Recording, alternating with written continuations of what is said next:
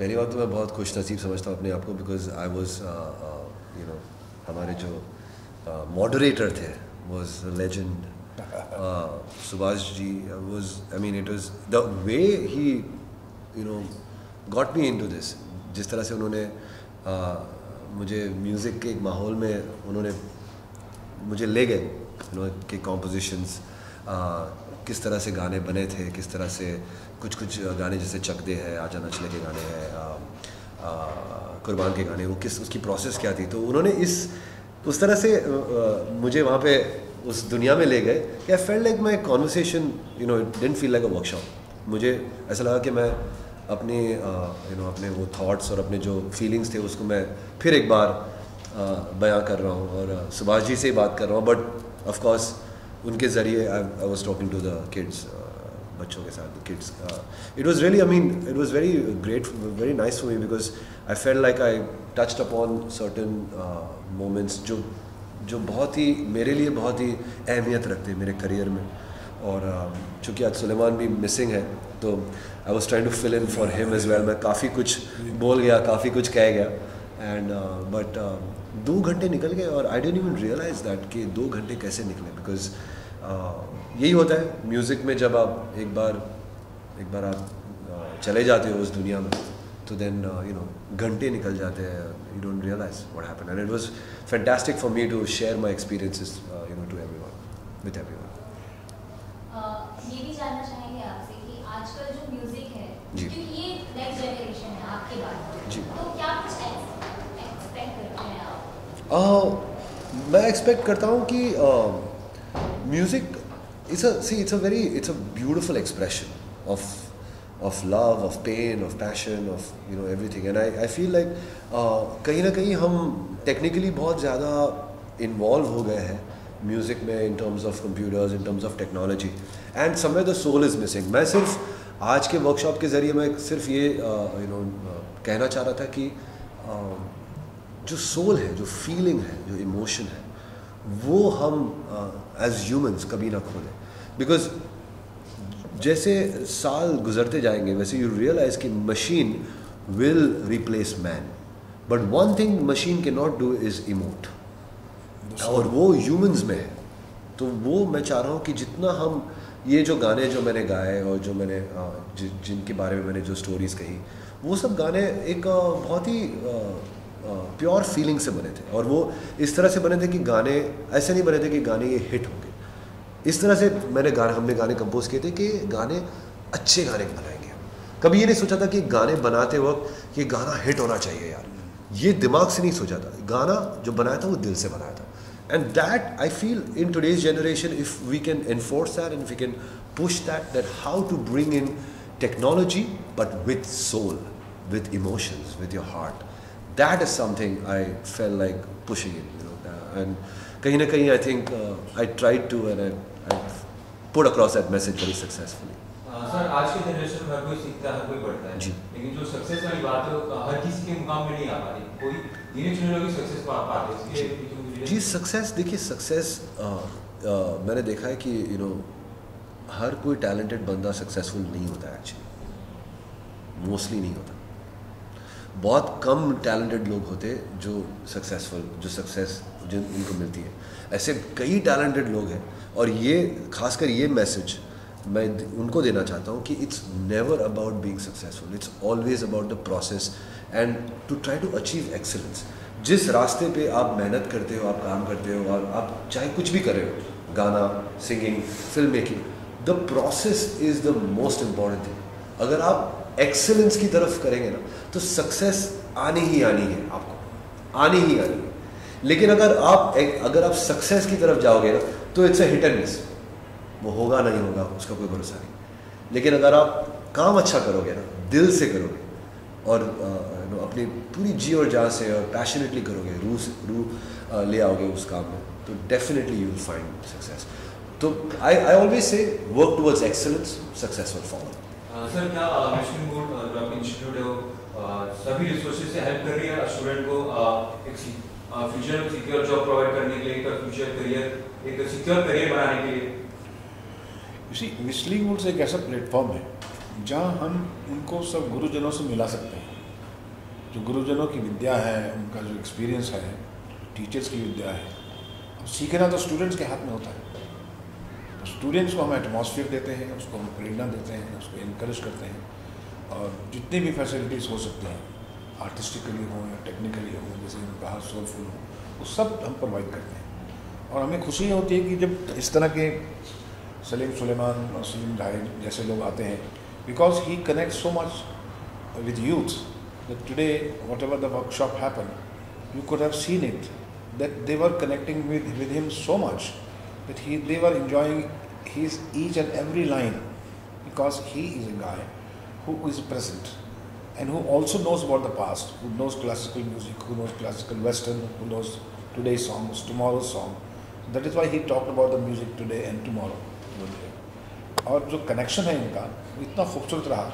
तो आप ये शो नहीं था कि सलीम सुलेमान का शो है, ये एक वर्कशॉप थी जिसमें स्टूडेंट्स को एक इनवैल्यूएबल आई थिंक एक टीचिंग मिली है और सीखने को मिला है, जो उनको ज़िंदगी में कभी नहीं मिलेगा। और ये सब क्रेडिट जाता है हमारी इंडस्ट्री के दोस्तों को, ऐसे जो गुनीजन है और ऐसे जो आर्टिस्ट हैं वो हमारे यहाँ आते हैं। And I am very happy that he came. Sir song के बारे में जानना चाहिए, मतलब जो पिछले पहले सॉन्ग्स जो हुआ करते थे काफ़ी ड्रामेटिक हुआ, काफ़ी टची हुआ करते, लेकिन आज के जो सॉन्ग्स की बात करें तो बहुत सारे सॉन्ग्स हैं, बहुत सारे अच्छे आर्टिस्ट हैं, लेकिन फिर भी वो जो आशा जी के माता आशा जी लता मंगेशकर के टाइम में जो सॉन्ग्स थे उतने उस कंपेरेबल नहीं हो पा रहे। देखिए मैं आपको एक चीज़ समझाता हूँ, वो कितने साल पहले की बात कर रहे हैं आप? 40 साल। हाँ, अब आज के जो गाने हैं वो आपको क्या पता कि वो 10-15 साल के बाद चलेंगे या ना चलेंगे। आज के जो गाने हैं ना, जो आप शायद कहेंगे कि अरे बहुत ऐसे बहुत मामूली से गाने बन रहे हैं, वो बात नहीं है, वो रूह नहीं है, वो टच नहीं है, लेकिन इसकी वैल्यू आपको 15 साल बाद पता लगेगी। हमने जो गाने 10 साल पहले बनाए थे, जैसे चक दे है या आशाएं हैं या ये हौसला है, आज तक वो गाने बज रहे हैं। तो आज उसकी तारीफ हो रही है, आज उसकी वो हो रही है कि हमारे जो आज के गाने हैं वो शायद लोगों को वो लोग नहीं जानते, बट 5 साल बाद 7 साल बाद उसकी तारीफ होगी, उसकी अहमियत पता लगेगी लोगों को। तो ये हमेशा होता है। जब 1980s में 1960s की बात चल रही थी, 2000 में 1980s की बात चल रही बिल्कुल सही, 2016 में 2000 की तारीफ हो रही है। तो यही होता है, जो गाने अमर है, जो गाने टाइमलेस है, जो गाने बहुत ही उसमें दर्द है, उसमें रूह है, वो हमेशा चलेंगे। लेकिन वो आज रिकग्नाइज नहीं होंगे, वो 10 साल बाद क्योंकि तुम ही हो अब तुम ही हो, ये गाना जो है वो आज भी बज रहा है। ये 3 साल पहले आशिकी 2 का गाना है, और वो मैं आपको लिख के कह सकता हूँ कि ये 10 साल बाद भी गाना ये लोग सुनेंगे इसको। तो ऐसा नहीं है कि आज के गाने में वो दर्द नहीं है, वो पैशन नहीं है, वो इसकी अहमियत जो है, इसकी वैल्यू है, वो आपको 10-15 साल बाद ही पता लगेगा। Thank you. एक सवाल और है मेरा एक सवाल और ये है कि म्यूजिक एक ऐसा प्लेटफॉर्म है जहाँ आवाज़ की वजह से लोग जाने जाते हैं, लेकिन कहीं ना कहीं कुछ लोगों में टकराव भी हो जाता है प्लेटफॉर्म को लेकर, तो इस पर क्या टेक देना चाहिए? टकराव ये सब पता नहीं यार, ये मुझे तो ये सवाल आज हमारी इंडस्ट्री में इतने गाने बन रहे हैं, इतनी फिल्में बन रही है, सभी लोग इतने बिजी है, फिल्मों के अलावा इतने टेलीविज़न शोज चल रहे हैं, माय गॉड, इतने कमर्शियल्स हो रही है, इतनी टेलीविज़न चैनल्स है, सब लोग इतने बिजी, आप मानोगे नहीं, everyone's got work and there so much of it.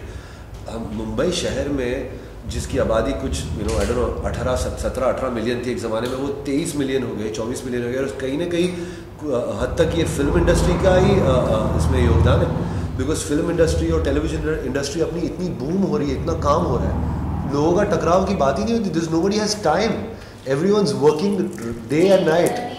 मैं आपको बताना चाहूँगी कि पिछले टाइम कुछ ऐसा है कि जब लोग खुले में भी बातें करते हैं कि नहीं, एक दूसरे के साथ टकराव करते हैं, मिसाल के तौर पे जब एक जैसे मैं खुले बात में नहीं कहना चाहूँगी, बोल दीजिए ना, अभी इतना आप कह रही हो तो मुझे तो पता ही नहीं है इसके बारे में, आप बोल दीजिए। रैपर सॉन्ग में जो लोग हैं, वो जॉनर के जो रैप्स जो है, हाँ, तो रैप में क्या प्रॉब्लम, क्या है रैप में?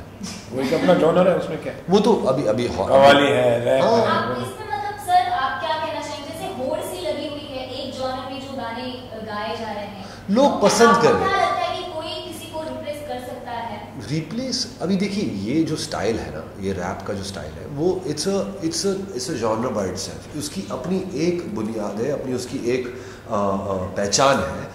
और जैसे हॉलीवुड में भी, अमेरिका में भी जो है वहाँ पे पॉप रॉक गाने बनते हैं, वहाँ पे रैप सॉन्ग्स बनते हैं, वैसे यहाँ पे भी जो है rap it's giving the power to the people. कुछ लोग रैप पसंद करते हैं क्योंकि उसमें जो उसका एक एटीट्यूड है, जो रैपर एक अपने पेन, अपने स्ट्रगल के थ्रू कुछ कहना चाहते हैं, अपने रैप के थ्रू वो अपने प्रॉब्लम्स के बारे में कहता है, अपने लाइफस्टाइल के बारे में कहता है, लोग इसको पसंद करते हैं। एक लड़की की ब्यूटी के बारे में कहते हैं, तेरा ब्राउन रंग है, ये है, वो है, जो भी है। So that's a different style, it's a different element. हाँ, वो मैं ये सिर्फ कह सकता हूँ कि म्यूज़िक, टाइमलेस म्यूज़िक जो है वो हमेशा टाइमलेस रहेगा। क्लासिकल म्यूज़िक जैसे है तब से चलते आ रहा है, I don't know 1700 1800 western classical music is like 1400 1500 15th century से चलते आ रहा है। आज भी क्लासिकल म्यूज़िक के कॉन्सर्ट्स उतनी ही पावर पैक जाते जितने तब होते थे, आज भी वो कायम है। उसी ज़माने में जो बड़े गुलाम अली, रविशंकर जी जो म्यूज़िक करके गए, आज भी सितार के कॉन्सर्ट्स, जो आर्टिस्ट है उस्ताद जाकिर हुसैन जी है, उनके आज भी उतने कॉन्सर्ट्स, उतने ही फुल, वो ही सच अ बिजी आर्टिस्ट। तो जो क्लासिकल म्यूज़िक है वो हमेशा कायम रहेगा। फिर rock, pop, again jazz music is something which will go on from then, it's still going on। हाँ, कुछ चेंजेस हो गए, क्लासिकल म्यूज़िक में भी कुछ चेंजेस हो गए, प्रेजेंटेशन चेंजेस हो गए, लेकिन रैप और ये सब जो जॉनर्स है वो आएंगे जाएंगे। डब स्टेप है, आएगा जाएगा, there is EDM, electronic music, आएगा जाएगा। It's time bound, it's not timeless. तो मैं सिर्फ ये मेरे आने वाला प्रोजेक्ट एक फिल्म है पूर्णा करके, जो एक छोटी सी लड़की के ऊपर आधारित है। It's a film about a Telangana girl who is the first ever girl in the whole world to climb Mount Everest, and she's a 13-year-old girl from Telangana, and I'm working on it. Subhash ji, आपको नहीं लगता है कुछ आपको एक नई film बनानी चाहिए जहाँ आपके सभी विषय के स्टूडेंट को एक अपॉर्चुनिटी मिले टू शो देयर टैलेंट? मैं आजकल इसी बात पे काम कर रहा हूँ। अच्छा आइडिया दिया। Thank you.